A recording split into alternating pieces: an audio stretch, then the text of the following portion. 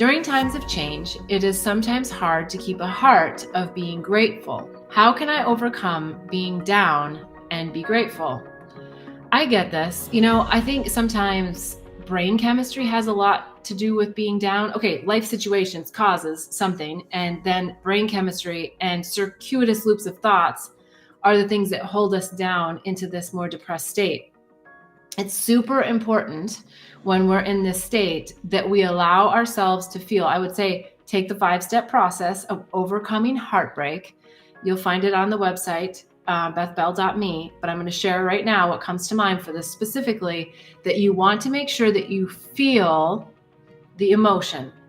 Because if you try to just bandage it and, shove it down, it's going to come back uglier and nastier later.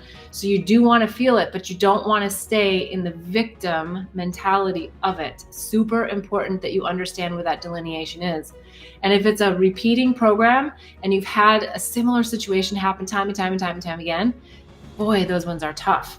They don't have to be, but oftentimes they are, because the program is wound so tight inside of us, in our minds, and it circles in those circuitous loops. So it's really important that you feel it, and that when you're trying to be grateful for it, that you are focusing on your gratefulness on something else. That it doesn't have to be like, oh, I'm so grateful that this person broke my heart. It can be that I am so grateful that I was able to experience love within myself through the reflection of this other beautiful being. Yes, maybe it happened a while ago when you first fell in love with the person, or whatever the situation is. It might not be romantic love, it might be something else. That what was it that drew you to this person, place, or thing that gave you the warm feelings that's now kind of upside down? Heartbreak is almost always based in something that disappoints us, deceit of some kind, or some level of disrespect. It's the big D's, right? And those big D's, if it is a marriage or a romance, lead to divorce, which is another big D.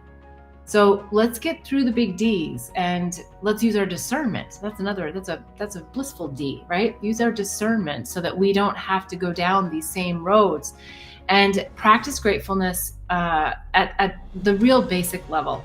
The real basic level of whatever it is, I'm happy to have a hot cup of tea.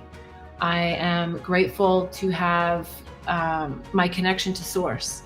I'm grateful to have clean feet. It's like there's lots of, I say that because it's an example for some reason that comes to me a lot. I know when I lived in Bali, a lot of times being barefoot so much and just in and out of a lot of different places, my feet were often dirty. And so some nights I was just really happy to have clean feet. I'm like, I'm so grateful that I can have clean water and just clean my feet.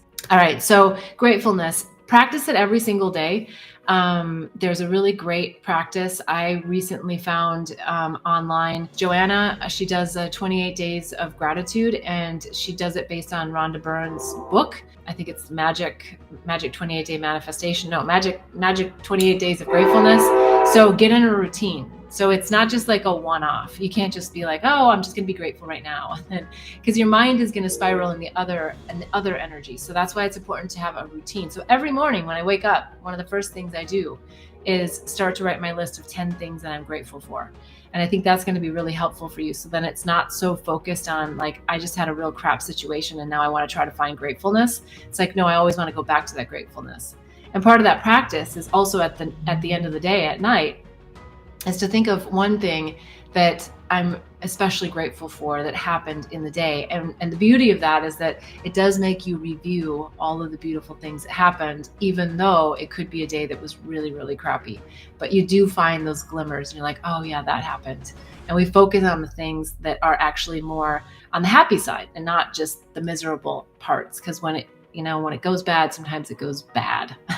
So we want to keep ourselves out of that spiral and that swirl and keep elevating ourselves. And it's work. Admittedly, it's work.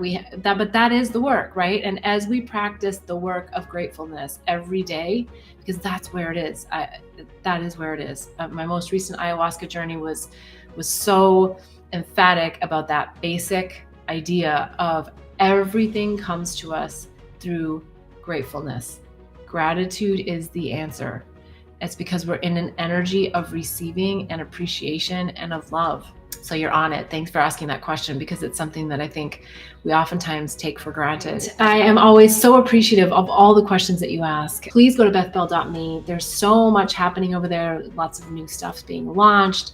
You can ask more questions. There is the Awaken Inner Wisdom community membership coming. It may already be there if you're watching this on replay. Please come to bethbell.me.